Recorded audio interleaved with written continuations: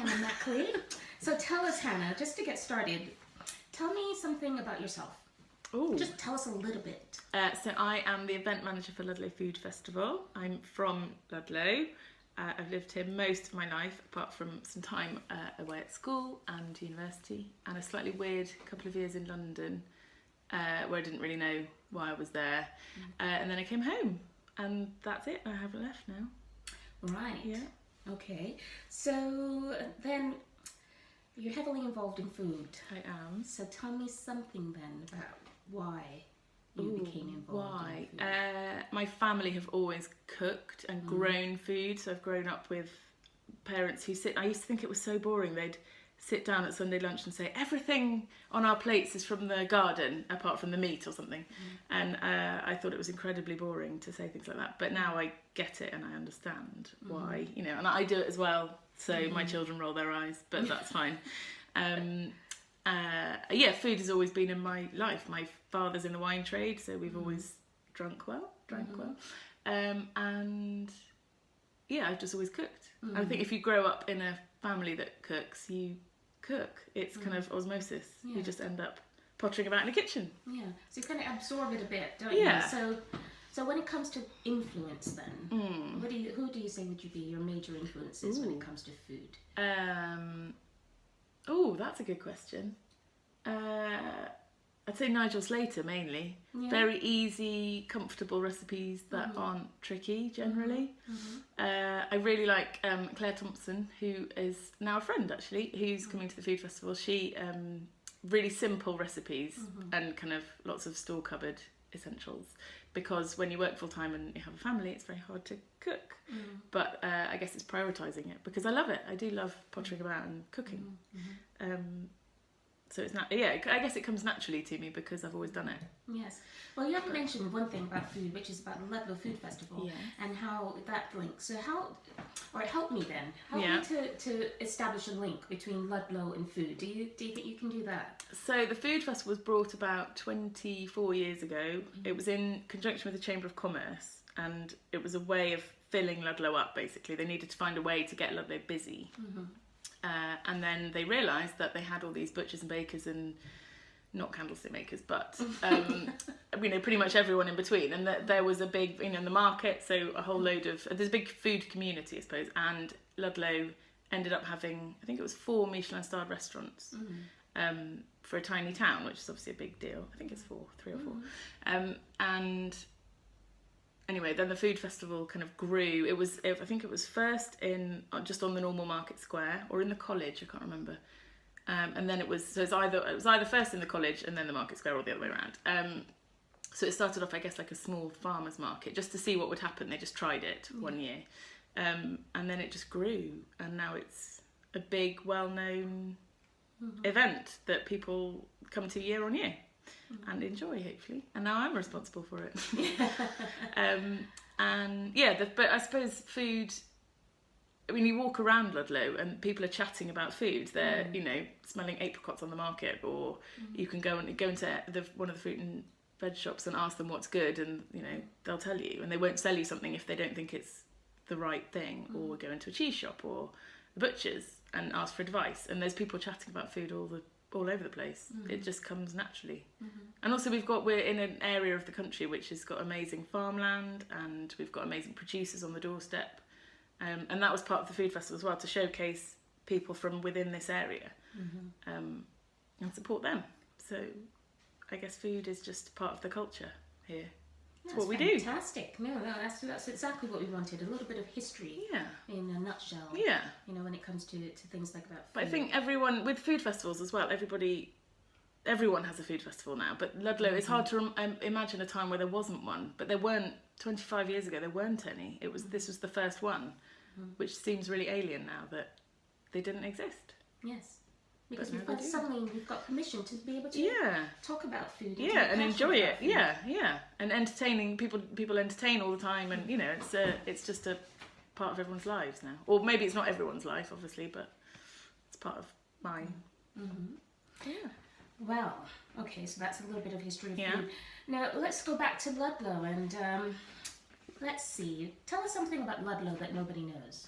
Ooh. I think all the secret gardens and things like that people don't realise there's all these, so all the houses on Ludlow no one knows. I think maybe that it's not a toy town as well, that it's a proper working town with shops that people use. So you can go into the butcher and there might be, 6 people that you know in there, or maybe no one, but the shops get used. It's not a pretend tourist town. We rely on the tourists, but it's a real working town with a market that people support. So in terms of the community, you've mentioned briefly the community in Ludlow. Yeah. So how does the food festival? So we involve the town as much as we can. So we have trails around the town to involve the shops and independent businesses. In terms of the community, we have a lot of very helpful volunteers who give a lot of time. So there's 2 ladies, Hilary and Janice, who come every single week and help in the office at the food festival. And then we have other people that come, for the setup, so for the week before and the breakdown week after. And they give a huge amount of time, which is very generous because we couldn't pay all these people to do what they do. So we rely on people coming and being helpful and enjoying the festival, so they get a free ticket in and come and help, and then in return they get the warm glow and satisfaction of being useful and helpful, which is nice. But yeah, volunteers is a completely different world. I've never worked with volunteers before, and it's really interesting how generous people are as well, and totally selfless as well. They want to help, and they have done it. Some of them have done it for 24 years, which is amazing, really.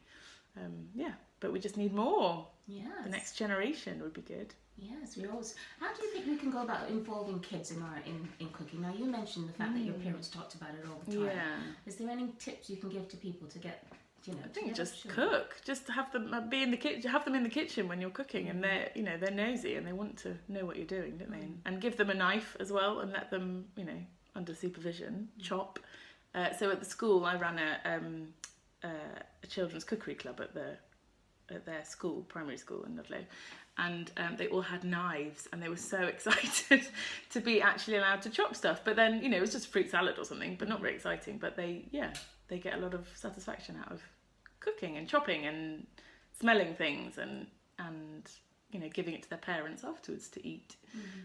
So yeah, it was nice. Yeah, so really get them involved in like the touching, the tasting, and the shopping for it as well. Get them to choose what they make for lunch. Yeah. So but I guess to me it comes naturally because I've always done it. But if you don't cook, it's hard to teach your children to cook. So I guess get some recipes that you know well, and I guess and I don't like the mess. That's quite hard, and there's flour everywhere and stuff. But I think you just have to relax about that. Yes. Well, one downside. Well, speaking of downsides and different things, what about the most quirky things? So we were discussing a little bit before about the fact that I love to collect. I cut recipes out of everywhere, and then I file them into plastic folders. That's the most quirky thing. It's the most quirky thing. Some people, when you're passionate about food, you find a way, you find an outlet, don't you? Yes. So what's the most quirky thing when it comes to food and cooking, do you think that you do? I collect recipe books and ingredients, so having a real nose around in small independent shops, so Heart Plain Deli, for example, where you can get lots of nice things you can't get in other places. Telling us about if you have a guest and you'd like to take them, somebody from outside town who's not familiar with Ludlow, perhaps. Yeah. Maybe there's a place in Ludlow or things that you'd like to do, a series of things, and you can tell us about where you would take them. Okay, I would definitely take them for a walk around the market and go and get some nice things for lunch from the market and all the nice independent shops that we have. Walk by the river, coffee at Sea Suns, that kind of thing. Then I would go probably Mortimer's Forest for a nice walk. Or Cardinal Valley, I really like there. When I was little, we had all our birthday parties there, and I thought they were so boring. But now I really love it. So tell me about what would one do if they want to do? How far away is Cardinal Valley? So Church Stretton, basically. Yeah. And nice walk up in the hills there, and building little dams with children in bubbling brooks. It's nice, little picnic. Sheep that try and steal sandwiches. you know, that kind of thing. It's all pretty low key. Where else would I take them out of Ludlow? I think views, anywhere with a good view of all the nice Shropshire hills. So Clee Hill, which is a bit weird, but I love all the kind of weird satellites, and it's good for bike riding with children. That's quite fun.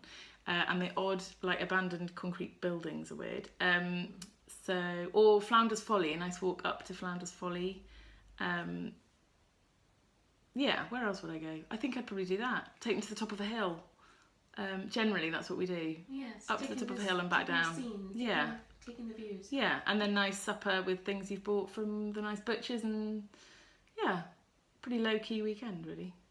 Involved in outdoors. Food and a nice walk to walk off the food, probably. But yeah, I think round here you've got to have a view. Yeah. So definitely, yeah, take them to the top of a hill. All right, fantastic. Yeah. Well, I'll tell you what else. We're going to conclude so that you know we're coming to the end here. Yeah. The final thing that you could perhaps tell me about would be coming back to Ludlow and having children. Yes. So what is it, do you think, that, you know, having kids and being in Ludlow, what is... my key is that my parents and my mother-in-law live here, so I have babysitting, which is very helpful. It's a really nice community, so they go to the local primary school, we walk to school every day, they know everyone, they know their dinner ladies, you know, we pass people in the street that they know, and they love it there. In terms of, we don't go shopping much, we don't go to big cities or towns, so when we do, it's really exciting. They love escalators because there aren't any in Ludlow.